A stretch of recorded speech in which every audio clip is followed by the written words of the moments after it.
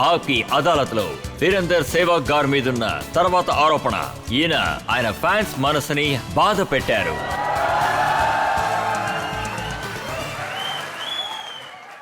ఎప్పుడైతే సేవాగ్ సన్యాసం తీసుకున్నారో ఇండియన్ టీం సౌత్ ఆఫ్రికాలో ఓడిపోవడం చూసిన తర్వాత ప్రజలు ఏమన్నారంటే సేవాగ్ గారు ఉండుంటే ఆయన చెత్త కొట్టేవాళ్ళు అని. కానీ ప్రజలు ఏమన్నారంటే సేవాగ్ టీంలో ఉండుంటే డివిలియర్స్కి సమాధానం చెప్పేవారని. కానీ ఉన్నటువంటి మీరు రిటైర్మెంట్ అనౌన్స్ చేసి ప్రజల మనసు బాధ పెట్టారు.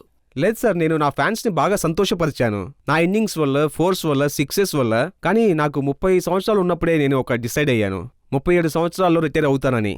ఒకవేళ సెలెక్టర్ నాకు ఆపర్చునిటీ ఇచ్చుండుంటే, వాళ్ళు నన్ను డ్రాప్ చేసినప్పుడు నాతో మాట్లాడి ఉండుంటే, మేము నేను డ్రాప్ చేస్తున్నామని చెప్పుంటే, అప్పుడు నేను ఒకవేళ వాళ్ళ దగ్గర రిక్వెస్ట్ చేసి ఉండేవాడిని.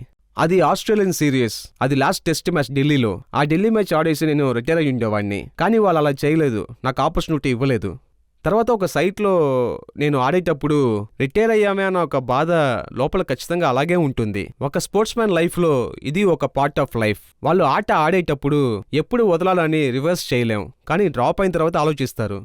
కానీ నేను డిసైడ్ అయ్యాను 37 సంవత్సరాలు నాకు వచ్చినప్పుడు ఇంటర్నేషనల్ క్రికెట్కి బాయ్ బాయ్ చెప్తానని, ఇంకా ఐపీఎల్ కూడా బాయ్ బాయ్ చెప్తానని. 28 అక్టోబర్ నాకు 37 సంవత్సరాలు వచ్చిన తర్వాత అప్పుడు నేను క్రికెట్కి బాయ్ చెప్పేశాను. కానీ మీరు ఇండియన్ టీం ఓడిపోవడం చూసినప్పుడు, అంటే ఒక్కొక్క బ్యాట్స్మెన్ అవుట్ అవుతున్నప్పుడు మీకు ఎలాంటి బాధ కలగలేదా? ఒకవేళ మనం ఉంటే వాళ్ళకి హెల్ప్ అయి ఉండేవాళ్ళమని.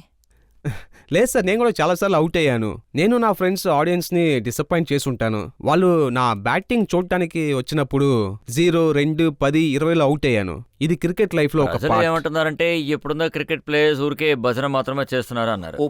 అంటే పాలన్ హారే, గుంజన్ బజారే, మీరందరూ మాకు ఎవరు అని, ఆ దేవుడు మాత్రమే బాస్ అని. సార్ అలా ఏమీ లేదు సార్, ఇది ఒక పాట. భగవంతుడి పేరు ఖచ్చితంగా చెప్పాల్సిందే. బట్ జోక్స్ అపార్ట్, కానీ మా టీం గురించి ఖచ్చితంగా చెప్పాల్సిందే. దానికి కొంచెం మీరు టైం ఇవ్వాలి.